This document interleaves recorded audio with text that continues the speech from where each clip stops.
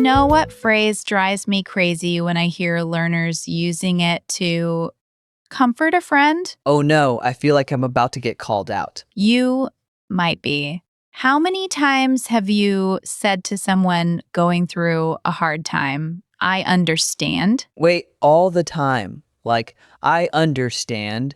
Things will get better. That's exactly it. And here's the problem when a native English speaker hears, I understand in a comforting context, it sounds almost dismissive, like you're cutting off the conversation. Really? But I'm trying to show empathy. I know you are. And your intention is good, but in American English culture, I understand can come across as saying, I've been through this exact thing, so I know exactly how you feel.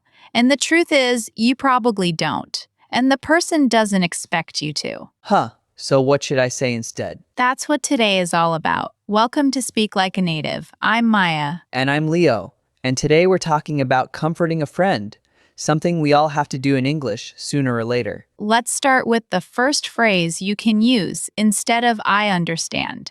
It's simple but powerful. I'm so sorry to hear that. Say that again? I'm so sorry to hear that. Okay, I've definitely heard that before, but what makes it better than I understand? Great question. I'm so sorry to hear that does two things. First, it acknowledges the person's pain without pretending to know exactly what they're going through. Second, it shows you care without trying to fix the problem. You're not giving advice, you're just saying, I hear you, and it hurts me that you're hurting. That actually feels different. Can you give me a real example? Absolutely.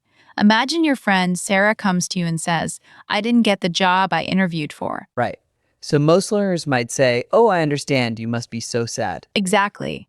But instead, try, oh no, I'm so sorry to hear that. That must be really disappointing. Oh, that sounds much more natural. I'm so sorry to hear that. That must be really disappointing. Perfect.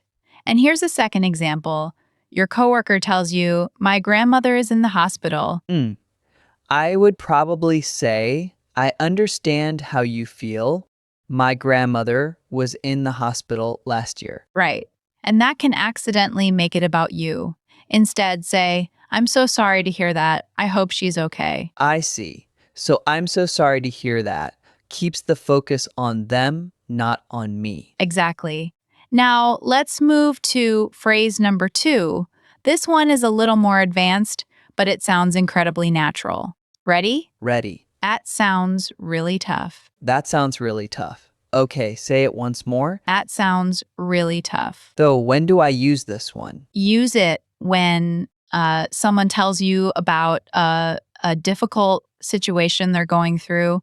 It's a way of validating their experience without overdoing it. You're basically saying, I can see that this is hard for you and I acknowledge it. Give me an example. Let's say a friend tells you, I've been working 60-hour weeks and I'm exhausted. My instinct would be to say, oh, you need to take a break. Right, that's advice, but they might not want advice. They might just want a vent. So instead, try, wow, that sounds really tough. I'm sorry you're going through that. Wow, that sounds really tough. I'm sorry you're going through that. Perfect. One more example. Your friend says, my dog passed away last night. Oh, man, that's so sad. So I say, that sounds really tough. Exactly. Or even, I'm so sorry to hear that. That sounds really tough. I'm here for you. And that brings us to phrase number 3, doesn't it? It does. I'm here for you. I love this one, but I want to get it right. What's the best way to say it? I'm here for you. Simple. Just those 4 words. But the magic is in the delivery. You say it gently with warmth. It means whatever you need, I'm available. You're not alone. So it's not just a phrase, it's an offer. Exactly. And it's very American. Americans value independence. So when someone openly says, I'm here for you, it's a big deal. It means I'm putting my own stuff aside to be there for you. Give me a full example, Maya. Okay. Your friend Emma tells you, I think I need to break up with my boyfriend. I don't want to give advice. So I say, That sounds really tough. I'm here for you, no matter what you decide. that sounds really tough. I'm here for you no matter what you decide. That feels so supportive without being pushy. Yes, And here's a key point. Don't follow it up with, but or you should. The moment you add advice, you change the energy. Just leave it as a pure offer of support. Got it. So the three phrases are, I'm so sorry to hear that. That sounds really tough, and I'm here for you. You've got it. Now let's see those in action. Leo, I want you to imagine a scenario. I'm going to play the friend who's struggling. Your job is to respond using one or more of today's phrases. Okay, I'm ready. Hit me. Okay, clears throat. Hey Leo, I just found out I'm being transferred to a different city for work. I don't want to go, but I don't have a choice. Oh, wow. That sounds really tough. I'm so sorry to hear that. Good, but now add one more thing. I'm here for you, whatever you decide. Perfect. That was a complete natural response. Now let's do another one. Different tone, Leo. My dad was just diagnosed with a health problem. I'm really worried. Oh no, I'm so sorry to hear that.